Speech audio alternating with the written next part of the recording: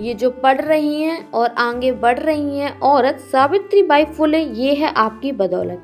क्योंकि सावित्रीबाई देश की पहली महिला शिक्षिका थीं जिन्होंने घर की बंदिशों को तोड़कर लड़कियों को पढ़ाने का साहस किया।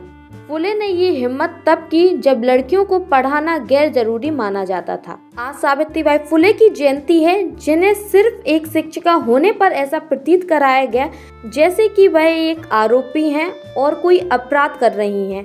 भला किसी शिक्षिका पर सिर्फ इसलिए कीचड़ पत्थर फेंके जाएं और राह चलते गालियां दी जाएं क्योंकि वह लड़कियों को पढ़ाने के लिए स्कूल जाने का साहस करा रही थी? इस पर भला कौन विश्वास करेगा। लेकिन यह पौने 2 साल तक चलता रहा। ये घटना उस दौर की है जब एक स्त्री और छोटी जाति की बालिकाओं के बीच अज्ञान और अंधियारा दूर करने के लिए घर से निकली थी और पहली बार शिक्षिका बनकर सावित्रीबाई फुले के रूप में सामने आई। सच तो यह है कि जीवन के अन्य अनेक क्षेत्रों में भी वे प्रथम थी। महाराष्ट्र के सतारा जिले के छोटे से गांव में जन्मी सावित्रीबाई फुले को बचपन से ही पढ़ाई का शौक था। एक दिन वे अंग्रेजी की किताब लेकर पढ़ने की कोशिश कर रही थीं।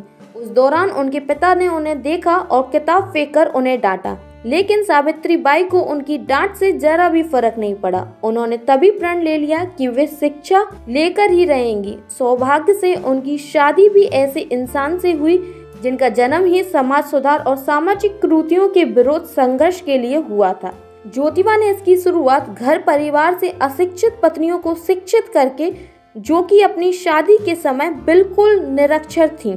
उन्होंने अपने पति के साथ महाराष्ट्र में भारत में महिलाओं के अधिकारों को बेहतर बनाने के लिए एक संपूर्ण भूमिका निभाई और महिला सशक्तिकरण की सच्ची न्यायिका बनकर समाज में उभरी, जिसके लिए ब्रिटिश ईस्ट इंडिया कंपनी ने उन्हें सम्मानित किया। उनके साहसी कदम में एक उनका कदम यह भी था 1990 में पत्नी बेटी द्वारा पति और पिता को मुख्य अग्नि देने की खबरें तो उस समय किसी स्त्री के लिए व्यापक विरोध का विषय माना जाता था। लेकिन उस समय सामाजिक कुरीतियां, पिछड़ा वर्गों, छुआछूत आदि के खिलाफ जीवन पर्यंत संघर्ष था। सावित्रीबाई फुले पति ज्योतिबा फुले के निधन के बाद अंतिम संस्कार को लेकर हो रहे विवाद के बीच आगे आई थी और चिता को अग्नि देकर संदेश दिया था कि स्त्री के लिए कुछ भी वर्जित नहीं है, उसे कमतर ना समझें, उसके लिए सब संभव है।